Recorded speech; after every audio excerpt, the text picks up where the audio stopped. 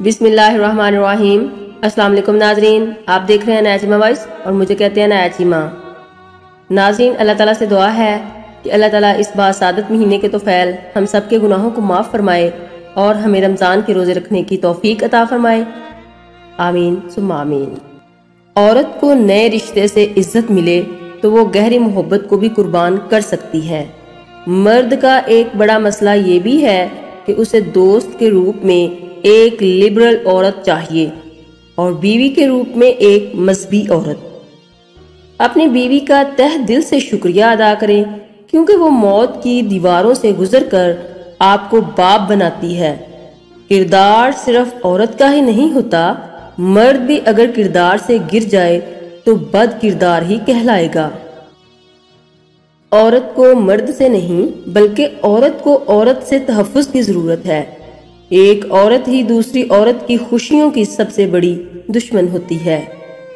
حیادار ہونا مرد پر بھی اتنا ہی واجب ہے جتنا عورت پر، لیکن اس دور جاہلیت نے شرم و حیا، وفا، قربانی صرف عورت کے نام پر مختص کر دی ہے۔ لوگ کہتے ہیں کہ عورت پہلی محبت نہیں بھولتی، لیکن حقیقت اس کے برعکس ہے۔ عورت اتنی بھلکڑ ہے کہ اسے آگے کچھ اچھا نظر آ جائے تو پیچھے مڑ کر بھی نہیں دیکھتی۔ عورت کی کوئی محبت آخری نہیں ہوتی کیونکہ اسے جب کہیں محبت کا سچا گمان ہوتا ہے تو پہلی سبھی حماقتیں بھول کر زندگی کا نیا سفر شروع کر لیتی ہے۔ عورت محبت نہیں کرتی، وہ بس اپنا محافظ ڈھونڈتی ہے۔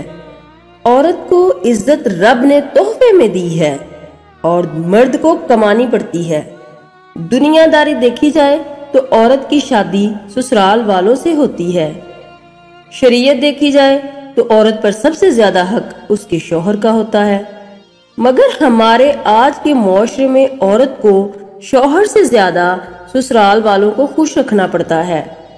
پاکیزہ اور وفادار مرد عورت کا غرور ہوتے ہیں۔ سنا ہے رزق عورت کے مقدر میں ہوتا ہے اور اولاد مرد کے مقدر میں، لیکن آج کل تو اولاد نہ ہونے پر مرد عورت کو اور رزق نہ ہونے پر عورت مرد کو چھوڑ دیتی ہے۔ اگر گزارنا چاہو تو ایک عورت کے ساتھ زندگی گزارنا بہت آسان ہے۔ مردانگی یہ نہیں ہوتی کہ کتنی لڑکیوں کو پھنسا سکتے ہو، بلکہ مردانگی یہ ہے کہ ایک کے ساتھ کتنا نبھا سکتے ہو۔ ناظرین، اپنا خیال رکھیے گا، ناظمہ کو دعاؤں میں یاد رکھنا۔ اللہ حافظ۔